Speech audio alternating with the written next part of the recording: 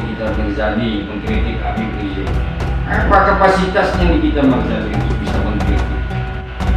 Lihat lagi Abu Janda. Saya yakin dia bukan seorang ustaz, bukan seorang ulama, bukan seorang dai juga.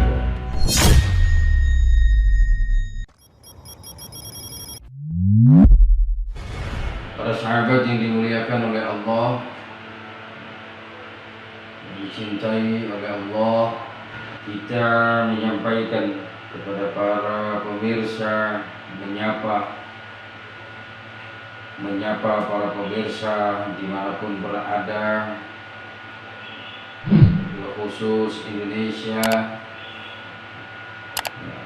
Semoga kita kaum muslimin selalu dalam lindungan Allah Subhanahu wa Ta'ala. Melihat fenomena yang terjadi sekarang ini, apa yang dikatakan oleh syair ya, setiap tempat itu ada perkataan dan setiap perkataan itu ada tempatnya. Ini yang perlu diperhatikan oleh kita semua. Tidak semua orang bisa mengkritik sesuatu yang memang bukan kelasnya. Akhir-akhir ini banyak orang yang kritik kiai, kritik ulama, kritik para habaib dengan kritikan-kritikan yang tajam, bahkan seakan-akan mengolok-ngolok. Nah, itulah yang disebut dengan lemah iman, lemah akhlak, akhlak yang rusak, akhlak yang bobrok, sehingga seorang artis saja bisa mengkritik para ulama, para habaib, para kiai, para pimpinan pondok. Padahal ada sesuatu yang tidak bisa semuanya tidak bisa untuk mengkritik. Contoh pribadi saya, bukan seorang qori. Saya mengkritik qori yang tidak pas, karena saya memang bukan qori. Mengkritik penceramah, ya penceramah lagi. Maka ada istilah kalau seseorang mengetahui itu adalah wali, maka dia adalah wali. Nah, dulu untuk mengetahui itu adalah seorang nabi, maka dia juga adalah nabi. Nabi Syuaib mengetahui itu Nabi Musa ketika Nabi Musa itu masih muda. Karena Nabi Syuaib melihat ciri-ciri alamatun nubuwah, tanda-tanda kenabian pada diri Nabi Musa. Itu Nabi Syuaib sudah melihat terlebih dahulu. Kenapa Nabi Syuaib tahu? Karena dia adalah nabi.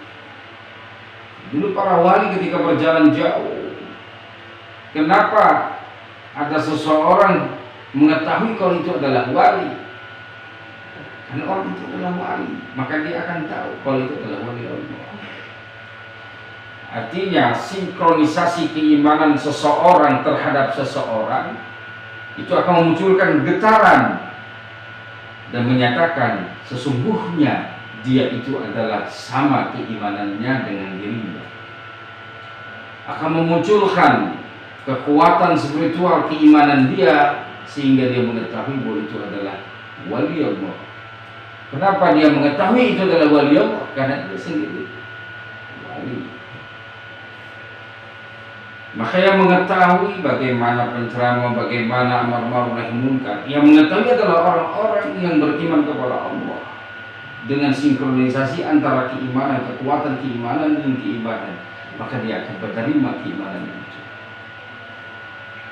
Tidak bisa seorang artis mengkritik para habaib, mengkritik habib, mengkritik ulama, mengkritik ustaz, mengkritik kiai. Ya tidak bisa, karena bukan kelasnya.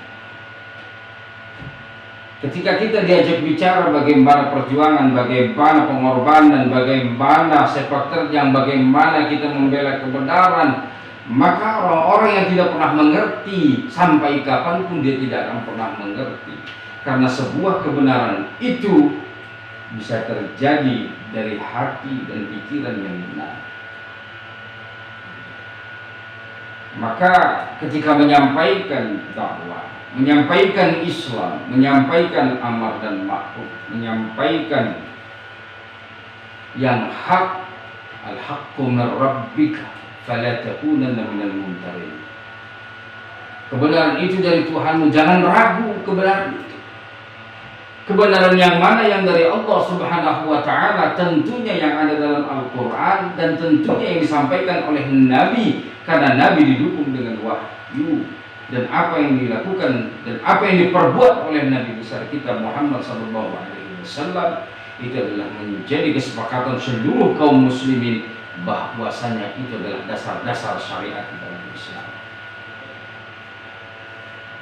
Dan kelasnya, ketika kita mengkritik guru, ya kita harus menjadi seorang guru. Ketika kita menilai, mengevaluasi pondok, ya kita harus tinggal di dalam pondok. Ketika kita mengkritisi atau kita memberikan nilai, kita memberikan support kepada pimpinan pondok, maka kita harus menjadi seorang pimpinan pondok. Kalau kita bukan pimpinan pondok, kalau mengkritisi pondok, berarti itu hanya bisa-bisaan kita saja. Kalau bahasa saya, hanya kritik-kritik nafsu saja. Kenapa? Karena ketika seorang pimpinan pondok memberikan nilai kepada pondok lain, atau pondok lain memberikan nilai terhadap pondok kita, itu mereka memiliki ilmu-ilmu yang lebih dan akan memberikan sebagai perhatian, rahmat, kasih sayang. Karena pengalaman yang dia punya akan diambil, pengalaman yang kita punya kita akan bagi. Begitu juga ketika guru menjadi seorang guru, ada mengkritik guru, ya harus guru lagi. Tidak bisa wali murid kucuk-kucuk datang mengkritisi para guru-guru, para ustaz. Dia tidak menyadari bagaimana 24 jam anaknya ada di dalam pondok pesantren.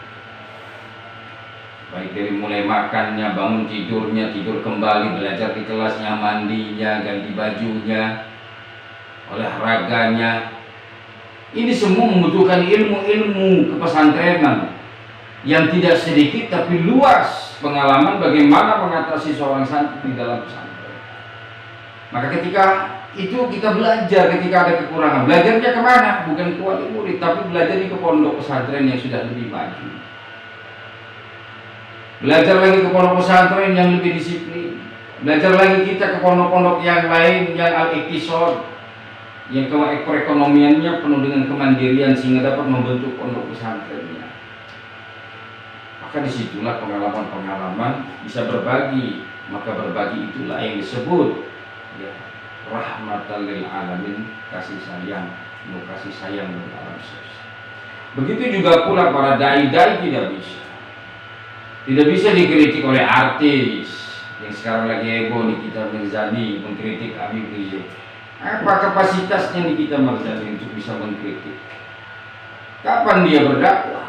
Bukan setiap hari apa yang dia lakukan adalah pornografi, porno aksi, ucapan-ucapan yang tidak bagus, memberikan contoh kepada generasi muda. Ya itu mah anggap saja si artis. Bukan masalah artisnya, dia memiliki subscriber sampai 3 juta, 1 juta yang melihat, dicontoh oleh anak-anak muda, apa yang dia ucapkan, apa yang dia katakan, apa yang dia tingkah lakukan, apa yang dia perbuat dilihat oleh generasi muda, diikuti. Inilah yang berbahaya di dalam bidang akhlak.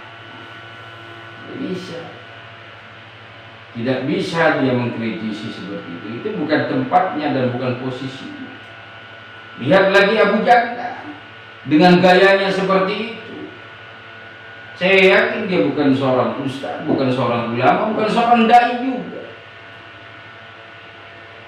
Seorang dai, ad-dai ilallah, dai itu adalah mengajak di jalan Allah Subhanahu wa taala dengan jalan yang lurus, tidak berdeko-deko. Bukan satu sisi ustaz joget-joget, bukan, nggak ada yang seperti itu. Satu sisi lagi nari-nari sambil buat lirik-lirik lagu untuk menyindir para ulama, menyindir para habaib yang beramar ma'ruf dan nahi munkar. Ini adalah perkara rusaknya akhlak kaum muslimin. Sesama kaum muslimin itu harus saling mendukung, bukan saling mengkritik. Apalagi yang bukan kapasitasnya dia seorang ulama, bukan kapasitasnya dia seorang dai, dia tidak berhak untuk mengkritisi para dai. Karena kalau dia ingin mengkritisi para dai, ingin mengkritisi para ulama, dia harus menjadi dai dulu.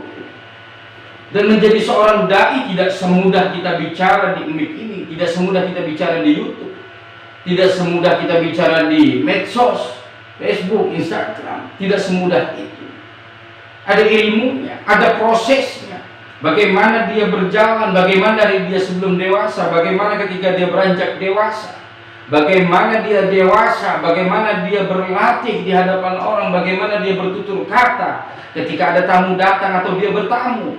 Ini ada ilmunya, ada prosesnya. Tidak langsung dia berdiri memegang mic, tidak, ada prosesnya, ada pembelajarannya. Ketika seseorang jadi dai tapi tidak melalui proses, maka akhlaknya yang akan dia pertontonkan adalah akhlak yang buruk, akhlak yang madmumah. Seperti Abu Janda, dia sambil joget-joget, sambil dia menari-nari, sambil dia mengolok-olok, sambil dia merendah-rendahkan. Dan berkali-kali kita lihat, kita perhatikan, oh ini, kita lihat siapa dia, oh ternyata bukan dai, hanya manusia biasa yang memang ada dukungan di belakangnya, bukan juga sebagai organisasi secara struktural, tapi hanya kultural saja. Kalau kultural saja, ya saya juga di organisasi juga di kultural juga. Ya. Tapi dia bukan secara struktural, dia juga bukan seperti seorang dai. Karena dai itu dari jauhnya udah kelihatan kalau dia itu adalah seorang dai. Kenapa? Kenapa kelihatan kalau dari jauh dia adalah seorang dai? Karena yang tahu juga adalah seorang dai. Karena sesuatu itu, para hadirin yang dimuliakan oleh Allah Subhanahu wa Ta'ala, ya tapi kita tidak tahu. Gila. Kalau yang namanya yang hak, mesti ada yang batil. Nah, sekarang ini terjadi, yang hak dan yang batil ada di hadapan kita. Artinya di zaman-zaman seperti ini, kalau kita mau berakhlak, berakhlaklah sekalian. Kalau kita mau tobat, tobatlah sekalian. Kalau kita mau benar, benarlah sekalian. Kalau kita mau buruk, buruk sekalian. Hancur, hancur sekalian. Sehingga yang hak dan yang batil akan selalu terlihat, akan selalu beradu, akan selalu berperang antara satu dengan yang satu. Artinya akan berperang dengan yang hak, hak dan yang batil akan selalu bertemu. Tidak akan bertemu. Maka sekarang ini kita jaga para ulama-ulama kita yang istiqomah di jalan Allah Subhanahu wa Ta'ala, dan menjadikan prinsip-prinsip dalam beragama, beramar ma'ruf nahi munkar. Artinya kita perangi para maksiat, kita sampaikan dengan lisan, kita sampaikan dengan doa yang terbaik, kita ajak mereka dengan ajakan yang baik, kita sampaikan. Karena diakui atau tidak, kemaksiatan, dosa-dosa besar semakin merajalela di kehidupan di dunia Indonesia, Islam khususnya. Nanti kami akan sampaikan kehidupan apa aja sih dosa besar yang dianggap biasa dalam kehidupan kaum muslimin. Perbuatan dosa besar bahkan menghancurkan rumah tangga, menghancurkan kehidupan kita, menghancurkan ekonomi kita, menghancurkan cita-cita kita. Dosa besar apa sih yang dilakukan oleh kaum muslimin, namun kaum muslimin merasa itu adalah biasa? Maka revolusi akhlak ini tepat. Bagaimana kita hindari itu semua, kita lawan itu semua untuk menjadikan sebuah kehidupan yang penuh dengan berkah dan rahmat dari Allah Subhanahu wa Ta'ala. Maka ini saja yang kami sampaikan. Mudah-mudahan para sahabat yang mendengarkan acara ini selalu dalam lindungan Allah Subhanahu wa Ta'ala. Maka subscribe, like, and share. Kita akan terus menggali potensi pengajian ini biar berkembang melalui YouTube. Ya, konten-konten tentang pendidikan agama, konten tentang pesantren, konten-konten kita tentang pengajian, siraman rohani, ya, siraman batiniah. Batiniah ini perlu diberikan makanan-makanan yang bergizi.